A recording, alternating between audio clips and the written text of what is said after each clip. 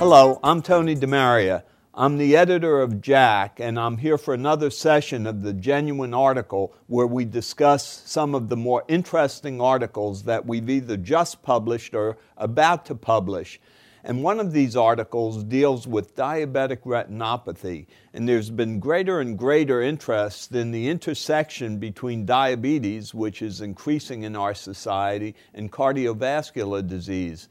And in this recent report, a group of individuals looked at the relationship between diabetic retinopathy and the incidence of heart failure. And this paper was shepherded by Associate Editor Barry Greenberg, who's here to discuss this with us. Barry, what was the premise of this study? Well, the investigators looked at a population of over 1,000 patients who were type 2 diabetics, and what was interesting is they made sure that this was a group that was free of underlying coronary disease and had normal renal function. And then they sought to determine how many of these patients had diabetic retinopathy by taking retinal photographs. They were then able to follow this population prospectively over time to look at incident heart failure. So for the clinician, is this something that they might be able to duplicate by a fundoscopic exam? Yeah, exactly. And I think that this would be something that would be easily available on the initial evaluation of a diabetic patient and subsequently as the patient's followed in the office. So I guess part of the concept here was that the diabetic retinopathy might reflect microvascular disease, and microvascular disease might be an important mechanism of heart failure in these diabetics. Exactly, and this has been talked about for some time. This is the first real evidence that links it very strongly to the development of heart failure and makes that association. Well, how big a group did they study? It was a group of over 1,000 patients, and they ended up identifying, it was in the range of 12% of the patients had microangiographic changes on retinal photography. And what was the risk conveyed by the findings? So they then looked at first unadjusted risk, which was several-fold for development of heart failure. But obviously the diabetic population has so many other risk factors that they needed to adjust for all of the hypertension, obesity, and so on. And after they adjusted, they found that there was still a risk of the retinopathy of between 2- and 3-fold. It was substantial and highly significant.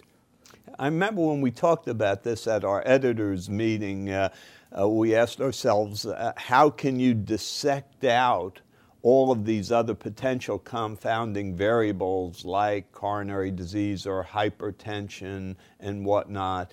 And they really did quite a good job of this, didn't they? They really did an excellent job, and you're absolutely right. It's critical for them to have done this to know whether or not it was the diabetes and the retinopathy alone that was causing this.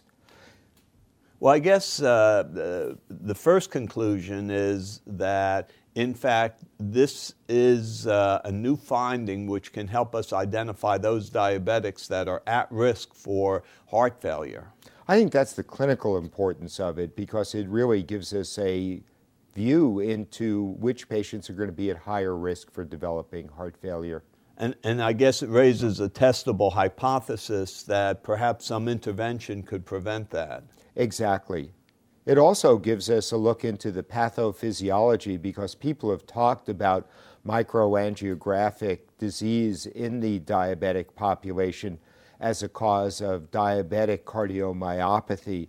And that's been bantered back and forth now for some years. This is not proof of that, but it's certainly very suggestive that that's what's going on, that there's a diffuse microvascular disorder, and that's what's the cause of the diabetic myopathy.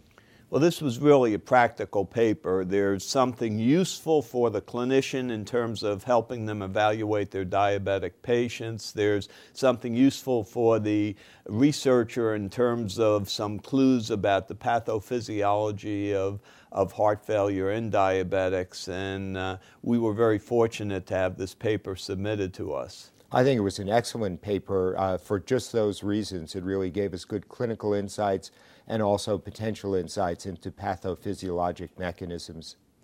Good. Well, this was one of many exciting papers we're having the opportunity to publish in JACC, and I'll look forward to the next edition of the Genuine article when we talk about yet another such individual paper.